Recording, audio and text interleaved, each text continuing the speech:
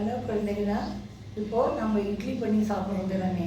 இட்லி பண்ணி சாப்பிடும்போது அது மீண்டும் வரும். அப்போது அது ராத்திரி அதையே சாப்பிட எல்லா குழந்தைகளுக்கும் பிடிக்காது. அதை இப்போ நான் சீராளன்னு ஒன்று பண்ணி காட்டுறேன். அது ரொம்ப சாப்பிட நல்லா இருக்கும். வாங்க பார்க்கலாம்.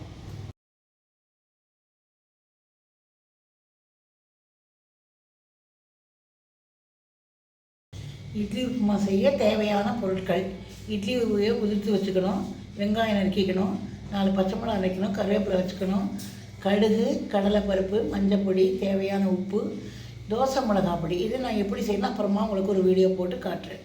இதுதான் இதுக்கு தேவையான பொருட்கள். வாங்க சீராளம் பண்ணிடலாமா? வானல் வச்சு எண்ணெய் ஊற்றிக்குங்க. முதல்ல எண்ணெய் காஞ்சதும் கடுகை போடணும்.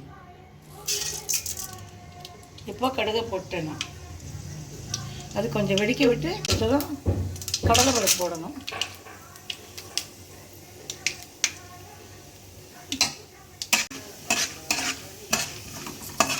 இது எத்தனை நிமிஷத்தில் பண்ணிடலாம்? பட் இந்த டிஷ்ஷு 5 நிமிஷத்தில் ஆகிடும்.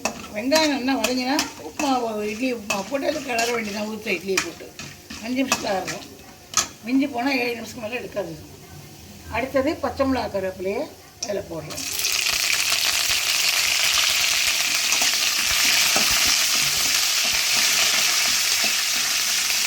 அது கொஞ்சம் நல்லா வதங்கினதும் வெங்காயத்தை போட்டுக்கணும்.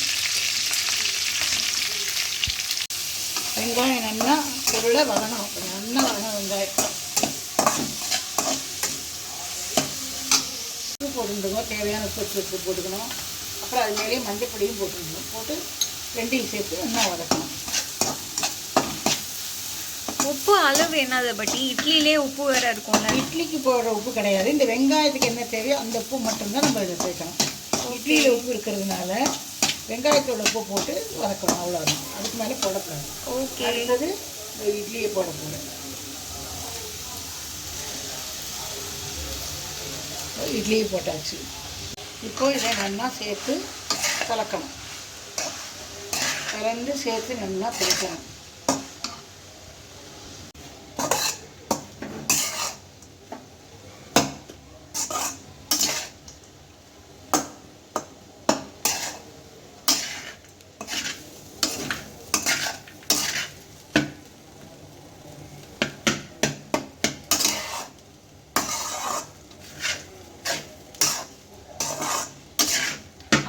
பட் இட்லி உப்புமா ரெடியா? ஆயிடுச்சு. ஒரு 2 நிமிஷம். இது மேலே நான் தோசை மிளகா அப்படி போட்டு தூவி 2 நிமிஷம் கலர்னா வேலை ஆயிடுச்சு. தோசை மிளகா அப்படி போடுறேன். இந்த மிளகா அப்படி எப்படி செய்யறதுன்னு உங்களுக்கு அடுத்த வீடியோவில் நான் போட்டு தரேன். ஓகே பாட்டி.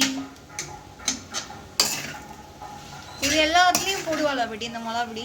எல்லாரும் போட மாட்டா, நம்ம இதை போடுவோம். நல்லா இருக்கும். இது போட்டால் ரொம்ப டேஸ்டாகும். இப்போ சாதாரண பச்சை மிளகாயோட நிப்பாட்டிடுவா எல்லாருமே. அது இல்லாமல் நம்ம கொஞ்சம் இந்த இட்லி மிளகா அப்படி போட்டு பண்ணினா அது சாப்பிட்றதுக்கு டேஸ்ட்டாக இருக்கும். அதனால இந்த இட்லி மிளகா அப்படி போகும். நீங்களும் போட்டு பாருங்கள்.